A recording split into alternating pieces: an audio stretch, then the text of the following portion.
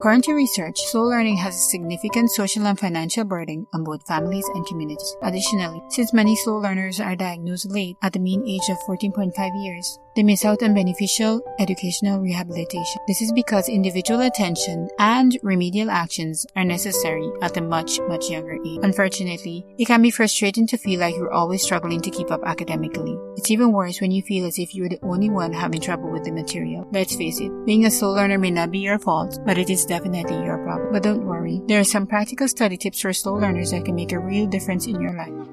Firstly, let's discover who exactly is considered a slow learner. A slow learner is someone who develops academic skills at a slower pace and depth than the average person. Several factors may contribute to slow learning, including personal, environmental, and emotional factors. Common personal factors associated with slow learning are chronic illnesses, absenteeism, cognitive factors, and physical health problems. Environmental factors that may result in slow learning include parental or home deficiencies, poverty, lack of sleep, lack of educational opportunities and materials, poor teaching skills, an inadequate teaching style, and even frequent changes of school. Some emotional factors that are linked to slow learning are negative attitude of parents, low self-esteem and confidence, being anxious or too timid, and even having a strong dislike for your teacher or professor. For a long time, society has been geared towards fast-paced learning. This is because our world is constantly changing, and those who are able to keep up with the changes are often more successful. However, it's important to note that many children experience school-related issues at some point. In fact, despite what many people believe, being a slow learner does not mean that someone is unintelligent. This is a myth that many parents, teachers, and even the persons themselves may believe to be true. As we learn more about different learning styles, it is becoming increasingly clear that one size does not fit all. In fact, it has been shown that students who are taught in a way that caters to their specific learning style often achieve better results. Research shows that the slow learner is still capable of achieving academic success in the regular classroom, even though at a slower rate. However, changes to fit the slower learning ability are necessary to prevent slow learners from failing and dropping out. Now let's briefly discuss the differences between slow learning and learning disability. While having a learning disability often affects a person's ability to learn, it is not the same as being a slow learner. In fact, there are many different forms of learning disability, such as dyslexia and attention deficit disorder, attention deficit hyperactivity disorder, and nonverbal learning disability. However, the diagnosis of a learning disability can only be made after a number of tests have been carried out by an expert. On the other hand, various tools and techniques can be used to identify a slow learner, including observation of behavior in the classroom, parental opinions, IQ tests, etc. Even though a slow learner has difficulties coping with what is normally expected, there are many different ways to help them improve their academic performance. Some study tips for slow learners include: number 1, make it fun for the slow learners. Many students learn better when they are having fun. As such, instead of learning biology in a dark lecture room, consider going to the park or an art museum. Not only will this be more enjoyable, but they'll likely retain much more information. Number 2,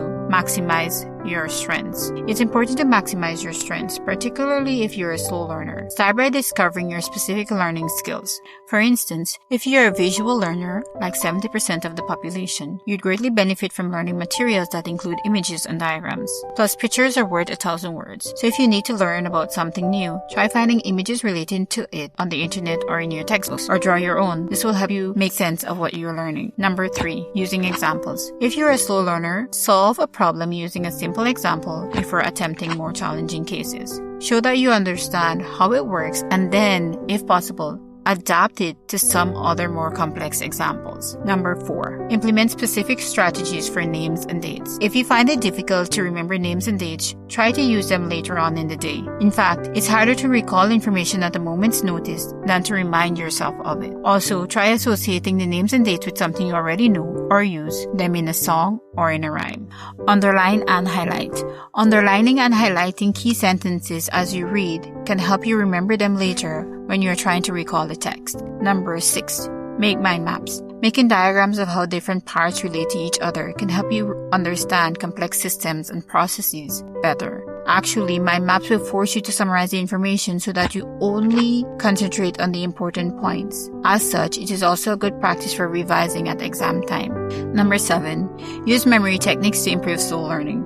If you struggle with slow learner, you can use memory techniques of past events or experiences to help you remember information. For example, attach a word to its relative position in the alphabet. For instance, A is equal to 1, B is equal to 2, etc. As this is a method that can help you recall long lists of information. Number 8. Ask questions to improve slow learning. If you find yourself struggling to understand something, don't be afraid to ask questions. Asking questions may be difficult, particularly if you're timid, but it is the best way to clarify what you're being taught. Plus, it can do a world of good for building your confidence. Number 9. Use mnemonics to improve slow learning. Mnemonics are memory techniques to help you remember material by associating it with something else. For example, acronyms are visual clues. For example, Roy G. Biv is used to remember the colors of the rainbow. Number 10. Put your knowledge to practice. It can be hard to remember what you studied if you don't let it sink in and make sense. So try putting everything that you study in context. Number 11. Use grouping. Grouping information means organizing things together so that they make sense as a whole, rather than as separate pieces of data. For instance, if you're learning about cells in biology, it might be easier to learn them by type, example, red blood cells, platelets, etc. first, and then by function, carrying oxygen, clotting, etc. later. Number 12. Teach someone else. People learn better if you explain something to them rather than just reading about it in text. This is because explaining to others improves your memory and helps you understand the subject in more depth. Number 13. Individualized attention. Individualized attention can be crucial for some students, particularly those who struggle with distractions and need complete silence to focus. Number 14. Be patient. Remembering new information takes time and effort, particularly if you are a slow learner. Give yourself enough time to learn something properly, even if it feels like it's taking forever. Rushing things can mean that you don't remember as much as you could have.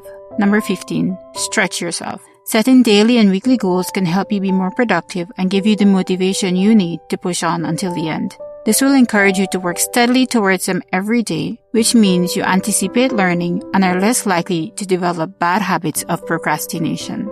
However, be careful not to get frustrated if you don't meet your targets. Realize that you may need more time, guidance, and attention than others. So avoid competition, comparisons, and labels. While some persons who are slow learners may remain delayed throughout life, with the right guidance and support, slow learners can achieve academic success. In fact, with early detection and adaptation, slow learners can lead normal professional, personal, and social lives as adults. Most importantly, remember that you can succeed if you try, and don't let anyone tell you otherwise. If these tips sound like something that can be of benefit to you, then I encourage you to give them a try. What's your biggest takeaway from this video? Let me know in the comments below. Remember to check my blog for more helpful resources to help you improve your intellectual wellness. The link is included in the description. It's time to start learning at your full potential.